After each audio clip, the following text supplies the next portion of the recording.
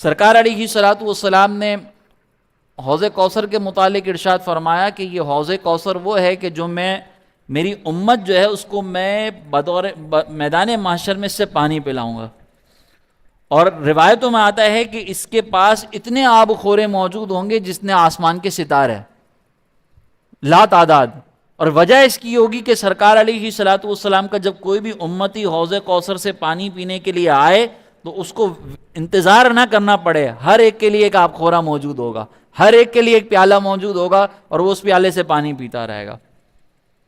اب ذرا آپ غور کریں کہ میدان محشر میں جس کو یہ حوض کوثر نصیب ہو جائے اس کی کیا شان ہوگی. لیکن علماء فرماتے ہیں کہ یہ جو حوض کوثر ہے اس کے چاروں اطراف میں سرکار علیہ الصلوۃ والسلام کے 4 یار موجود ہوں گے. صدیق اکبر رضی اللہ تعالیٰ عنہ، فاروق اعظم رضی اللہ تعالیٰ عنہ، حضرت عثمان غنی رضی اللہ تعالیٰ عنہ، مولا مرتضیٰ رضی اللہ تعالیٰ عنہ. جو ان چاروں میں سے کسی ایک سے بھی بغض رکھتا ہوگا وہ پھر اس حوض کے قریب نہیں آ سکے گا. تو ہم جو چاروں کو مانیں گے تو ہم حوض کوثر سے جو ہے وہ جام پی سکیں گے.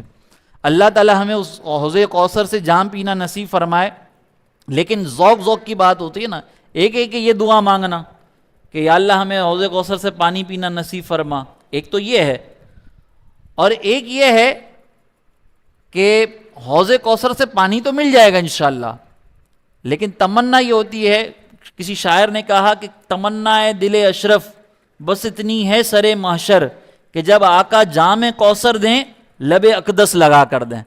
سرکار علیہ السلام کے دست اقدس سے حوض کوثر تو انشاءاللہ مل جائے گا، لیکن پھر اس انداز سے ملے کہ سرکار علیہ الصلوۃ والسلام جب حوض کوثر دینا تو پہلے اس سے خود کچھ تناول فرمائیں اور پھر ہمیں عطا کریں اور ہم اس سے پی لیں. تو یہ بھی ایک تمنا ہے. اس سے ایک چیز بس ضمناً میں ذکر کر دیتا ہوں کہ ہمیں نا اپنے اندر یہ جذبہ بیدار کرنا چاہیے، یہ کیفیت بیدار کرنی چاہیے کہ جب ہم اللہ کی بارگاہ میں مانگیں نا تو کیفیت کے ساتھ مانگیں، عشق کی کیفیت کے ساتھ. جب عشق کی کیفیت ہوتی ہے نا تو انسان بڑے نرالے انداز سے مانگتا ہے. وہ پھر انداز ایسا عشق والا ہوتا ہے کہ اس کی دعا سن کر، اس کی جو ہے نا انداز کو دیکھ کر لوگ خود عاشق بن جاتے ہیں. دیکھیں ہم ہر جمعے کو جو ہے وہ ضمناً یہ بات آئی ہے، اس کا تفسیر سے تعلق نہیں ہے، میں ضمناً عرض کر رہا ہوں. ہم جمعے میں سلام پڑھتے ہیں، مصطفیٰ جان رحمت پہ لاکھوں سلام، شمع بزم ہدایت پہ لاکھوں سلام. کچھ لوگ جب وہ آدھا جب اینڈ کر رہے ہوتے ہیں نا تو ایک آخری شعر بس پڑھ دیتے ہیں، مجھ سے خدمت کے قدسی کہیں ہاں رضا مصطفیٰ جان. حالانکہ یہ 4 مصرے ایک ساتھ ہیں، چاروں مصروں کو ملا کر پڑھنا چاہیے. یعنی آپ جب کہیں کہ غوث اعظم امام التقیٰ ونوں کا جلوہ شان قدرت پہ لاکھوں سلام، تو پھر اس کے بعد ڈائریکٹ یہ پڑھ دینا کہ مجھ سے خدمت کے قدسی کہیں ہاں رضا، تو یہ بات جو ہے نا وہ پوری نہیں ہوتی. ادھر اعلیٰ حضرت نے بڑی شان سے بات کہی ہے.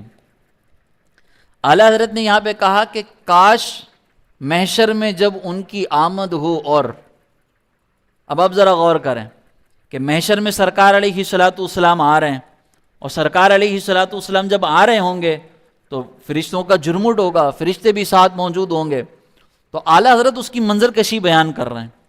کاش محشر میں جب ان کی آمد ہو اور جب آئیں گے تو لوگ دیکھیں گے تو درود پاک پڑھنا شروع کر دیں گے، بھیجیں سب ان کی شوکت پہ لاکھوں سلام.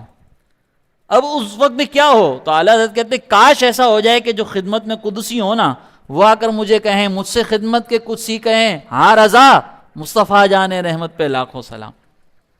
تو جب آپ کیفیت کے ساتھ مانگیں گے، عشق کے ساتھ مانگیں گے، جب آپ سرکار علیہ الصلوۃ والسلام کی محبت میں ڈوب کے مانگیں گے نا تو پھر اس طرح کے مطالبے ہوں گے کہ جب آقا جام کوثر دیں لب اقدس لگا کر دیں، مجھ سے خدمت کے قدسی کہیں ہاں رضا مصطفیٰ جان رحمت پہ لاکھوں سلام.